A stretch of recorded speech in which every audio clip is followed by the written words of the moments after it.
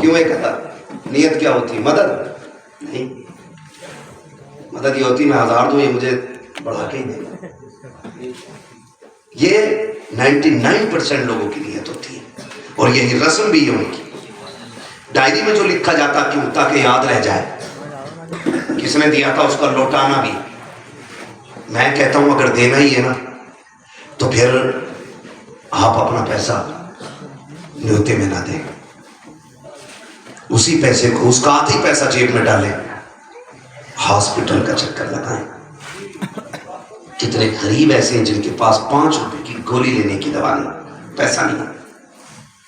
اور کتنے غریبوں کو بیڈ نہیں ملتا کیونکہ ان کے پاس پیسہ نہیں بیڈ چارج دینے کا. اور ہم VIP گدوں پہ لیٹ کے کہتے ہیں جی ہم سے نیک کوئی نہیں. نیک کون ہے یہ فیصلہ تو رب کرے گا، لیکن ہم اپنی سی کوشش تو کریں، اپنی سی کوشش کریں. میں جانتا ہوں کہ یہ مشکل کام ہوتے ہیں، لیکن یاد رکھیے گا انہی مشکل کاموں کے صدقے میں اللہ نے جنت کا بدلے میں رکھی ہے. بدلیں اپنے طریقے اور یہ خرچ کرنے کی عادت ڈالیں.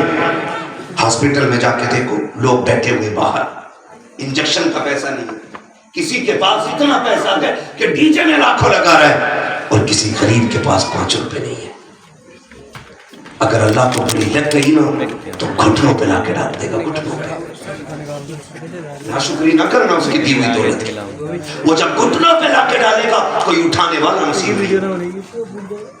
غلط کہہ رہا ہوں میں؟ یقین نہ ہو ہاسپٹل میں جا کے دیکھو، ICU میں بڑے بڑے پیسوں والے پڑے، ماسک لگا، لیکن ڈاکٹر کہہ رہا نہیں ان سے کوئی نہیں مل سکتا. بھائی یہ تو کروڑ پتی ہے، کہا ہوگا کروڑ پتی، لیکن اس سے کوئی نہیں مل سکتا. رشتہ دار جوس لا رہے ہیں، پھل لا رہے ہیں، ڈاکٹر کہتا نہیں اب حلق سے نہیں اترے گا. بند کرنے کا اس کا مطلب یہ نہیں تمہارے گلے بند کر دے. وہ بندہ ایسا کرتا ہے سب کچھ ہوتے ہوئے بھی تمہیں کھانے نہیں دے گا. آکسیجن لگی ہے آنکھوں پہ، جو کل تک روڈ پہ کھڑے ہو کر کسی غریب کو نکلنے نہیں دیتے تھے، آج حالت یہ ہے ترس رہے ہیں کہ بوند پانی کو. جیبیں نکل رہی ہیں پانی پانی. ڈاکٹر کہتا تیری صحت کے خلاف ہے، پانی نہیں دیا جا سکتا.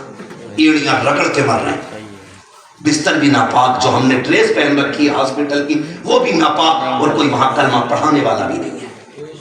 کتنی بے بسی کی موت ہے یار، کتنی بے بسی کی موت ہے. کتنے سال جی لوگے؟ 50 سال، 100 سال، 200 سال، 500 سال، 1000 سال. آخر مرنا ہے، آخر بولے آخر کتنا بھی جی لو آخر موت آنی ہے. ایک دن ایسا بھی آنا ہے آج نہ گھنٹے گھنٹے نہ کبھی سوٹ پہن رہا ہے، کبھی بوٹ پہن رہا ہے، کبھی بالیوں کبھی یوں. کتنے کٹ نکالے ہم نے تاکہ زندگی بہتر ہو. ایک کٹ ایسا نہیں لیا جس سے ہماری موت بہتر ہو جائے. مرنے کے بعد میں بھی چاہتا ہوں کوئی ایسا بندہ ہے جو ایک بار میں بخشوا کے چلا جائے. آپ بھی چاہتے ہیں، لیکن تیاری کوئی نہیں. جا کے دیکھو خدا را اللہ دولت دے تو اسے ناجائز خرچ نہ کرے، ناجائز خرچ نہ کرے. علامہ رومی نے اس واقعے کو تحریر فرمایا. فرماتے ایک دروازے پہ فقیر آیا اور اس نے آ کے کہا رب کے نام پہ دو، رب کے نام پہ دو. اس نے جب سوال کیا نا تو بیوی اٹھی، اس نے اسے ڈانٹا، کہا نہیں اسے کچھ مت دے. عورت دیندار تھی، اس نے کہا رب کا نام لیا ہے خالی نہیں لوٹانا. آیا اس نے بیوی کو بھی ڈانٹا اور فقیر کو بھی لعنتیں دی اور دھکا دے کے بتا دیا. وقت بیت گیا. یہی عورت ہے، یہی عورت ہے. پھر لکھا ہے اس بارے میں کہ اس کو پہلے شوہر سے طلاق دی، دوسرے کے گھر میں آئی. دروازے پہ فقیر آیا دوسرے شوہر کی. بیوی نے کہا کہ میں بھیج دے دوں. شوہر نے کہا جاؤ دے دو. وہ دینے کے لیے گئی اور فقیر کو دیکھ کے بے ہوش ہو کے گر گئی. شوہر توڑا، پانی ڈالا، وہ بے ہوش آیا. کہا بھیک دینے آئی تھی کیا ہوا؟ اس نے کہا کہ رب کی قدرت دیکھ کے میں بے ہوش ہو گئی. کہا کیا بات ہے؟ کہا شاید آپ کو پتہ نہیں، آپ سے پہلے بھی میں کسی کے نکاح میں تھی. کہا پھر؟ کہا کہ اس کے دروازے پہ فقیر آیا تھا، اس نے اس فقیر کو بھی لان تان کیا اور مجھے بھی گالیاں دی. کہا تو اس میں کیا ہوا؟ کہنے لگی کہ وہ جو دروازے پہ کھڑا تھا نا وہ میرا پہلا والا شوہر تھا. وہ مسکرایا گردن جھکا لی. کہا آپ کیوں مسکرائے؟ کہا جو پہلے تیرے دروازے پہ آیا تھا وہ میں تھا.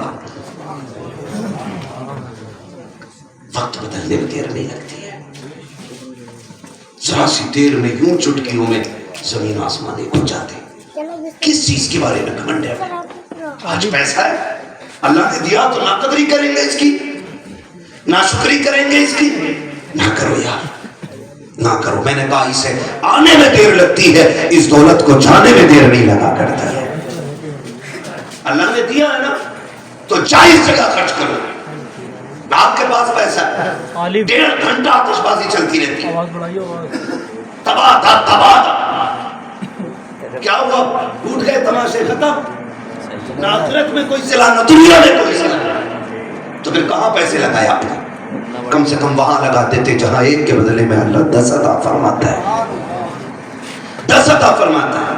لیکن نہیں، اللہ دولت دیتا ہے نا تو ہم غریب کو دوانے کے لیے استعمال کرتے تھے. اچھے کپڑے پہن کے کہتے ذرا سائڈ سے چل، میرے کپڑوں پہ دھبا نہ لگ جائے. تو نے جوتا کہاں لگا دیا؟ دیکھتا نہیں میرا قیمتی جوتا ہے. تجھے خدا کا واسطہ دے کے کہتا ہوں، کبھی لہجوں کو تلخ نہ کرنا، کبھی انداز کو نہ بگاڑنا. یاد رکھیے گا جتنا اللہ تمہیں امیر بنائے اتنا جھکنا سیکھو. جب تک جھکتے رہو گے خدا کی رحمتوں کے دروازے کھلے رکھیں گے. جب اکڑنا شروع کر دو گے اسی دن سے تمہاری بربادی کا آغاز ہوتا نظر آئے. یہ کنڈیشن، میں غلط نہیں کہہ رہا ہوں، طرح طرح سے ذلیل کرتے ہیں غریبوں کو. کہیں پہ کھانا ہو نا شادی میں تو ایک جگہ ہوتا ہے پال بچھا ہوا، ایک جگہ کرسی یا کرسی ہی ہوتی ہے تو ایک کرسیوں پہ کپڑا ہوتا ہے، دوسری کرسیاں خالی ہوتی ہیں. اگر کوئی گاؤں کا بندہ جا کے بیٹھ جائے نا، کسان کہتا ہے چلو یہاں سے، یہ تیری جگہ نہیں ہے، یہاں مہمان بیٹھیں گے، تو وہاں جا کے بیٹھ. کیا یہ رب کا بندہ نہیں؟ کیا اس نے حضور کا کلمہ نہیں پڑھا؟ خدا کی قسم کھا کے کہتا ہوں، تیری میری نظر میں فرق ہو سکتا ہے لیکن ہر باپ اپنی اولاد کی نظر میں بادشاہ ہوتا ہے، بادشاہ ہوتا ہے. ایک خاص خیال رکھنا زندگی میں، کبھی اولاد کے سامنے باپ کو ذلیل مت کرنا. میری بات کانٹ باندھ لینا ہے، ورنہ اس وقت تک نہیں مرو گے جب تک ذلتوں کے جوتے نہیں کھالو گے. تم نہیں جانتے اولاد کی نظر میں باپ سب سے بڑا ہیرو ہوتا ہے، اور سب سے بڑا کمینہ وہ ہوتا ہے جو اولاد کے سامنے باپ کو ذلیل کر دے. تم نہیں جانتے. اولاد یہ جانتی میں جو بھی مانگوں گا نا میرا ابا دلا دے گا، چاہے اس کا باپ مزدور ہی کیوں نہ ہو. اور یہ باپ کر کے دکھاتا ہے. روز 500 روپے کمانے والا اگر بیٹا کہہ دینا ابا عید پہ نئے کپڑے چاہیے، بھلے اس کو 5 گھنٹے ایکسٹرا اس کو محنت کرنی پڑے، اپنے بیٹے کے لیے اس کی مانگی ہوئی چیز لا کے اس کے قدموں میں ڈالتا ہے. یہ الگ بات ہے کہ بیٹا جب سے امیر ہوا کہ باپ کو دوا دلانے تک کا روادار نہیں ہے. یہ بھی کنڈیشن ہماری ہے، باپ کو دوا دلانے تک کا روادار نہیں ہے. ہم کدھر چلنے لگے؟ باپ ڈرتا ہے، جیب میں ہاتھ ڈالتا ہے، دوا کا پرچہ نکالتے ہوئے کانپتا ہے. بیٹے کو دوں نہ دوں، منع کر دیا تو کیسا لگے گا، اس نے نہ کہہ دیا تو کہیں میرا ہارٹ اٹیک مجھے نہ ہو جائے. اتنا ڈرتا ہے آج باپ. کیوں؟ کیونکہ ہمارے رویے غلط ہو گئے، ہم نے دین سیکھنے کی کوشش نہیں کی. سنو، 6 بار 40واں کرنا یا 50 مسجدوں میں چنے پڑھوانا. فرمایا گیا جس سے رب ناراض ہوتا ہے اس سے خدا ناراض، جس سے باپ ناراض ہوتا ہے اس سے رب ناراض ہوتا ہے، اور جس سے باپ راضی ہوتا ہے اس سے خدا پاک راضی ہوتا ہے. یہ اصول گاٹھا ہے، یہ یاد رکھیے گا جو میں بات کہہ رہا ہوں آپ سے. آج ترس رہے لوگ دواؤں کے لیے. معاف کیجئے گا، عید گزری ہے، عید گزری ہے، ہم نے بچوں کو کپڑے پہنائے، لیکن غریبوں کے نصیب سے اس دن بھی کپڑے نہیں تھے. اس دن بھی کپڑے نہیں تھے غریبوں کے لیے. سخی وہ نہیں ہے جس کے پاس کروڑوں کی دولت ہے، امیر وہ نہیں ہے جو کھرب پتی ہے. امیر وہ ہے جس میں لٹانے کا جگر ہوتا ہے، لٹانے کا جگر ہوتا ہے. اجمیر والے کے نام کے نعرے لگاتے لگاتے بوڑھے ہو گئے. ساری دنیا غریب نواز کہتی ہے. لیکن میں کہتا ہوں خدا کی قسم یہ جگر سب سے بڑا اگر رب نے رکھا ہے تو سیدوں کے سینے میں رکھا ہے۔ سرکار غریب نواز کو غریب نواز کیوں کہا جاتا ہے؟ معلوم ہے بچپن کا زمانہ تھا، عید کا دن آیا، امی نے کپڑے پہنے، کہا بیٹے معین الدین جاؤ نماز پڑھو جا کر کے، بھیج دیا نماز کے لیے۔ واپس آئے نا تو کرتا پرانا تھا، پاجامہ نیا تھا، ماں تو ماں ہوتی ہے، کہنے لگی بیٹے میں نے تو تمہیں نئے کپڑے پہنائے تھے، یہ پرانا کدھر سے ہو گیا؟ کہنے لگے امی عید کے لیے جا رہا تھا، راستے میں ایک یتیم کھڑا تھا، میں نے پوچھ لیا یار تیرے کپڑے میلے؟ آج دنیا نے نئے کپڑے پہنے تو نے نہیں پہنے؟ کمی وہ رونے لگ گیا۔ اس نے کہا نئے کپڑے ان کا حق ہوتا ہے جن کے سر پہ پاپ ہوتا ہے، میں ایک بیوہ کا بچہ ہوں، میرے نصیب میں نئے کپڑے کہاں؟ علی کا بیٹا تھا، چھوڑ کے کیسے جا سکتا تھا؟ کندھے پہ ہاتھ رکھا، کہا یار چل ایسا کر لے، آدھے تو نئے پہن لے آدھے میں نئے پہن لیتا ہوں۔ سبحان اللہ سبحان اللہ۔ کہا یہ کیسے ہوگا؟ فرمانے لگے اپنی قمیص مجھے دے دے، میری قمیص تو لے لے، تیرا کرتا نیا ہو جائے گا میرا پیجامہ نیا ہو جائے گا۔ گھر آئے ماں نے کہا بیٹے گئے تھے تو دونوں نئے کپڑے تھے، یہ پرانا ایک نیا کیسے؟ کہتے امی میں نے اپنا ایک نیا کپڑا یتیم کو دے دیا، اس کا پرانا میں نے لے لیا۔ ماں نے ماتھا چوم کے کہا میرے لال تو بڑا غریب نواز ہے، آج پوری دنیا غریب نواز کہہ کے آواز دے رہی ہے۔ یہ ذکر ہونا چاہیے۔ عید گزری ہے سب نے عید دیکھی، لیکن غریبوں کے حصے میں اس بار بھی عید نہیں آئی ہے، یتیم اس بار بھی محروم رہ گئے عید سے۔ اس بار بھی عید پہ یتیموں نے پھل بیچ کر کے بچوں کے کھلونے بیچ کر کے دن گزار دیا۔ کیا چل جاتا ہے یار، ایک نکام پڑوسیوں پہ ڈال لیتے۔ اگر کسی یتیم غریب کا بچہ نئے کپڑوں میں نہیں تھا تو ایک 500 روپے کا جوڑا اسے دلا دیتے۔ خدا کی قسم تم یتیموں کا انتظام کرتے، خدا عرشوں سے تمہاری نسلوں کا انتظام کرتا۔ سبحان اللہ۔ نعرہ تکبیر، ہاتھوں کو اپنے ہاتھوں کو اٹھا کے جواب دے، نعرہ تکبیر، نعرہ رسالت، مسلک اعلی حضرت حضرت علامہ مفتی حماد رضا مراد آبادی خلیفہ حضور اویس ملت، نعرہ تکبیر، نعرہ رسالت۔ ناجائز کاموں سے بچیں، جائز میں خرچ کریں۔ یاد رکھیے گا لمحوں کی نیکیاں صدیوں کی عبادت پہ بھاری پڑ جایا کرتی ہیں۔ چلو آگے توجہ ہو، لگے تو نہیں ہے کدھر بیٹھے؟ ہری ٹوپی، اچھا ادھر ہے ماشاءاللہ۔ سرفراز توجہ ہے نا سارے لوگ؟ جب آپ کے سامعین تھک جائیں تو اشارہ کر دیں۔ ماشاءاللہ سلامت رکھے اللہ ان نوجوانوں کو۔ جب دل محفل میں لگنے لگ جائے نا تو سمجھو حضور کی توجہ ہو گئی ہے۔ یہ رب کے بڑے کرم کی بات ہے، ایک ایک بندہ بڑی دل جمی سے سن رہا ہے، اللہ کرے یہ باتیں دل میں اتر جائے۔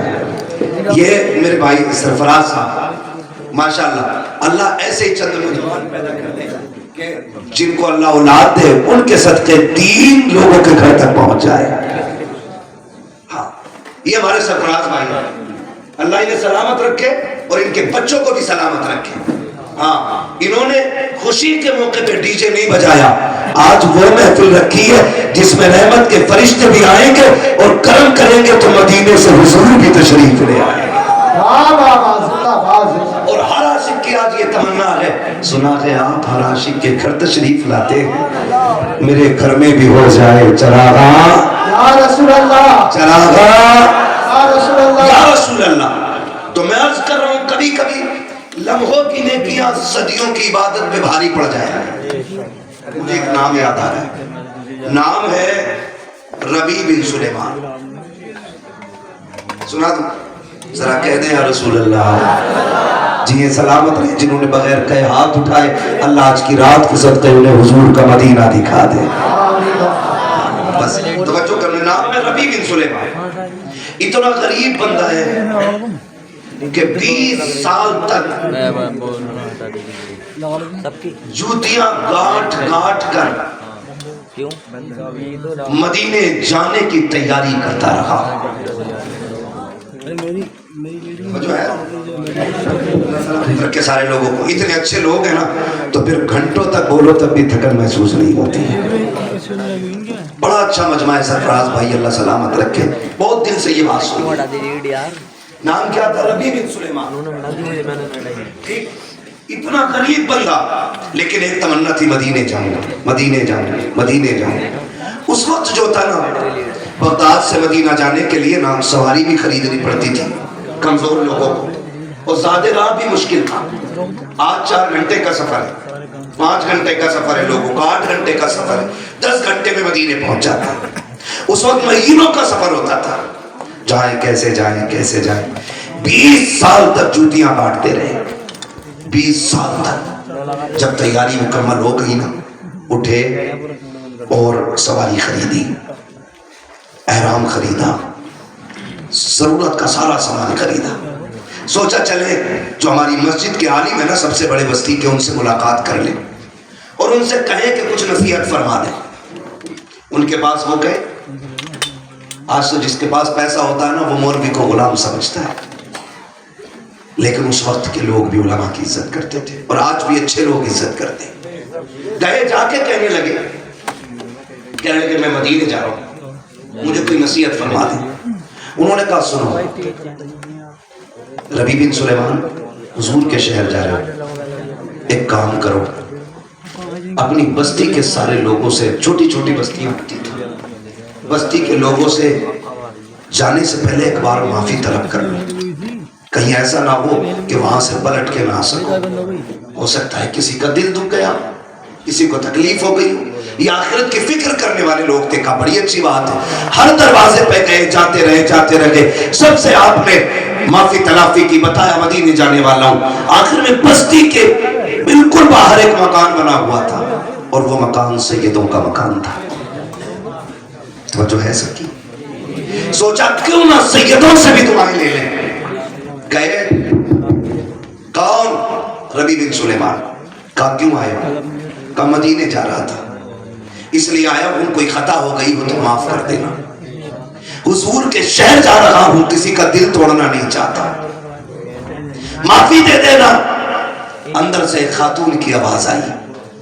کہا ربیع بن سلیمان معافی مانگنے کی کیا ضرورت ہے, اس گھر میں تو کوئی مرد ہی نہیں, اور اس گھر کی عورتیں مردوں سے ملا نہیں کرتی.